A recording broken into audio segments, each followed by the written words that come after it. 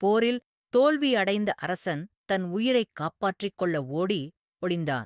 அரசன் மிகவும் வீரத்துடன் போரிட்டாலும் அவனின் படை மிகவும் சிறியதாக இருந்ததினால் அவனால் வெல்ல முடியவில்லை.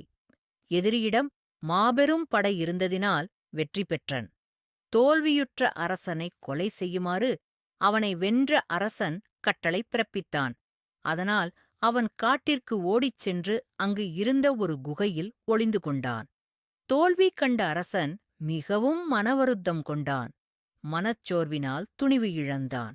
ஒருநாள் சோம்பலுடன் அரசன் குகையில் படுத்திருந்தான். அந்த குகையினுள் ஒரு சிலந்தி வாழ்ந்து வந்தது. அந்த சிறிய சிலந்தியின் செயல் அவன் கவனத்தைக் கவர்ந்தது. குகையின் ஒரு பகுதியினுள் ஒரு வலையை பின்னக் கடுமையாக முயற்சி செய்து கொண்டிருந்தது.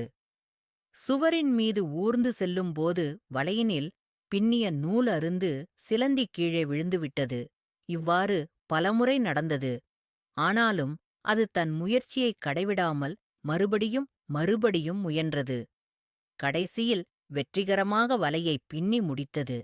அரசன் இச்சிறு சிலந்தியே பலமுறை தோல்வியடைந்தும் தன் முயற்சியை கைவிடவில்லை. நான் ஏன் விட வேண்டும்? நானோ அரசன், நான் மறுபடியும் முயற்சி செய்ய வேண்டும் என்று எண்ணினான். மறுபடியும் தன் எதிரியுடன் போர் புரியத் தீர்மானித்தான். அரசன் தான் வசித்த காட்டிற்கு வெளியே சென்று தன் நம்பிக்கையான ஆட்களைச் சந்தித்தான். தன் நாட்டில் உள்ள வீரர்களை ஒன்று சேர்த்து பலம் மிகுந்த ஒரு படையை உருவாக்கினான். தன் எதிரிகளுடன் தீவிரமாகப் போர் புரிந்தான். கடைசியில் போரில் வெற்றியும் பெற்றான். அதனால் தன் அரசை திரும்பப் பெற்றான். தனக்கு அறிவுரை போதித்த அந்த சிலந்தியை அவன் என்றுமே மறக்கவில்லை.